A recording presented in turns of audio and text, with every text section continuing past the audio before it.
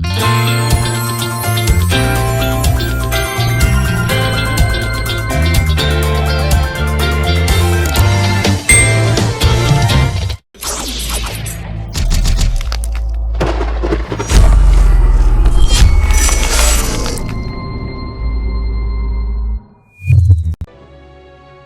guys, welcome. It's been a while since my last video. For this content, let's do something different. Instead of build guides or PvP content, let's talk about the current state of the game. Alright, without further ado, let's begin. The Southeast Asia server of Ragnarok Mobile Eternal Love is going 7 years now. Thus, it is high time to check its current state. As we all know, a lot has changed for this game, from interface, quality of life updates, jobs, you name it. But anyway, first, let's talk about its in-game purchase content. Sadly, the in-game purchase content became more predatory as time goes by. Before, it was tolerable. Remember the times that you just spent for the costume or for a usable gacha headwear of the month? During those days, players just want their characters to look cool and can still play competitively. But nowadays, the developers introduce new headgears, mounts, or cards that if you miss one of them, your character will be less competitive, at least in terms of PvP. I will give you some examples. First is the Insight Eye card. For DPS, it is a must-get card, especially during its release, because the elf job was rampant in the competitive scene during that time. Since some thought that this card is just for DPS, those support players who usually are minimum spenders did not get this card, like Soulbinder and Phantom Dancer users. Thus, I think it was early weeks of Magic Prison Season 19 that most of the accounts got filtered. Those supports without Insight Eye card struggled against a team with Elf. Another example is the Alien Fallen Angeling card.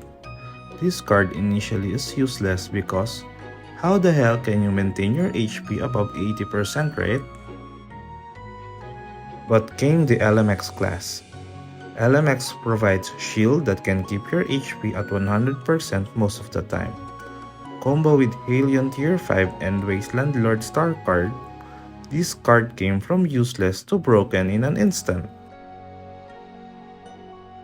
Speaking of alien cards, every month the game releases alien cards that most of the time is a must-have. However, they are not easy to get without spending tons of money. Why? It's because of the card gacha system. You see, you need to have 330 rolls in order to trigger the PT system of this gacha. That's around 4,500 BCC. And if you did manage to trigger the PT system, you need to roll few more times in order for the MVP to come out. But it's not that simple, because the MVP that you will get might not be the MVP that you want.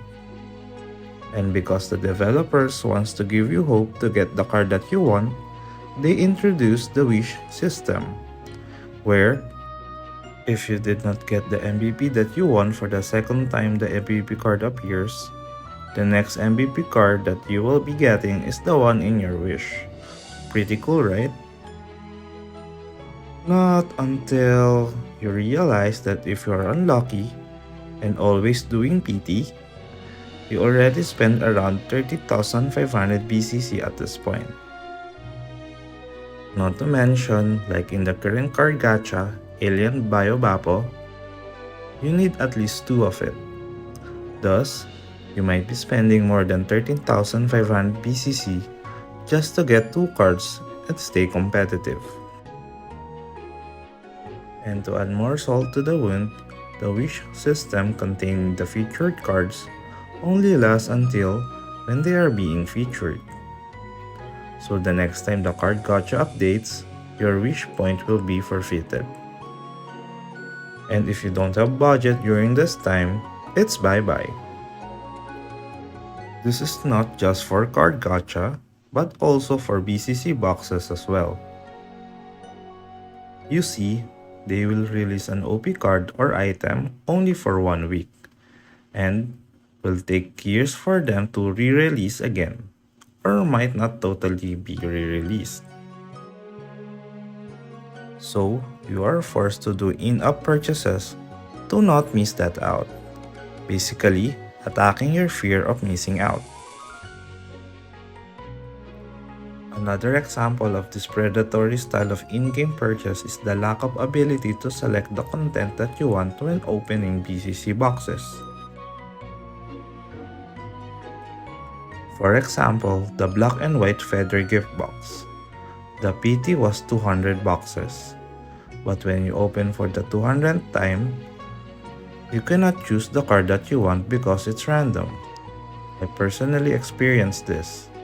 In my case, I opened 600 boxes and got 3 black cards even though I'm aiming at least 1 white card. And lastly, for the in-game purchase topic, the game's predatory nature became more obvious this month of May 2025. Why? Because you see, they release all good stuff in the form of in-game purchase this month of May, and some of them are must-have. So this month, they release or will be releasing the Priest Grudge card, Dead Edga card, Fallen Valkyrie's Wings, the new 60% movement speed mount, and the Alien Magaleto card and Alien Bayobapo card in Card Gacha. So imagine if you're a support player and wants to stay competitive, how much BCC do you need to spend in order to get the things that you want? No one knows. Only your wallet or credit card can tell. So the point is, as the game progresses, it gets more expensive to maintain an account. But if you don't maintain your account, you will be left behind in the competitive scene. But I think some players are still willing to spend for this game. So the devs just need to make sure that they can provide a good deal out of the player's pocket by making the PT system easier. You may argue, oh, I will not spend on those items or cards. I will just buy an account with all of those included. It's way more cheaper that way. Yes, I agree with you. It's really way more cheaper to buy a new account than to maintain it. But here comes the second topic. Player population. The Magic Prison Season 20 just ended, and it tells how the current population is. You see, last year, the top 600 points was around 3007 to 3008. Season 19 was around 3004 points. But now, it dropped to 3000 points. Which is alarming at the same time fun because it's easier to get in top 600 now. But one reason for this is player decline. Last year, the same developers released Ragnarok Mobile Classic, and most players from Eternal Love transferred to Classic. So in a sense, the new game pulled the players out of Eternal Love, since those players wants to experience the classic jobs away from the hero class era of Eternal Love. You may ask, why the hell did the developers do that? Well, business is business. Another evidence is the merging of guilds. Before, there are several guilds in Eternal Love playing against each other. Now, only few left, and guild merges are now rampant. Also, players start to get busy. So, attendance during guild wars for some guilds are in their all-time low. So what's the connection of this to buying of new accounts? This means top players are starting to quit the game, getting some of their spendings back while it's still possible. It is also possible that some of the top players got tired of spending their money on this game. Imagine you bought an account. What will happen to your old account? Best scenario is it will land to a new owner and will be maintained. But sadly, that's not always the case. Only few players are willing to buy a new account that is not complete in terms of the current meta, and these are the less competitive ones. Thus, somehow, buying an account contributes to player decline. Don't get me wrong, I am not against on upgrading and buying of new accounts. I'm just reflecting the reality that Eternal Love population is starting to hit rock bottom. Hey, don't worry, I might be wrong. I'm just stating what I observe and what my friends observe. And also, about this whole competitive thing, don't stress too much on this. As long as you have friends that you can still play with and still enjoy the game as much as you do, just continue playing. This is just for me to get the developers' attention so that they might change their business plan or strategy. Hopefully, they consider their players more than just aiming to earn money.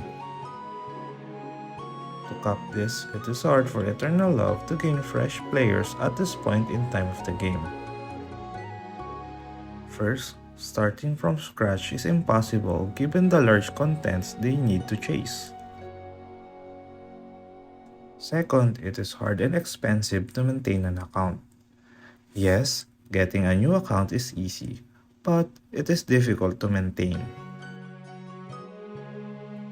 Third, the current meta jobs are boring and is away from the original jobs that most players love, thus choosing Ragnarok Mobile Classic.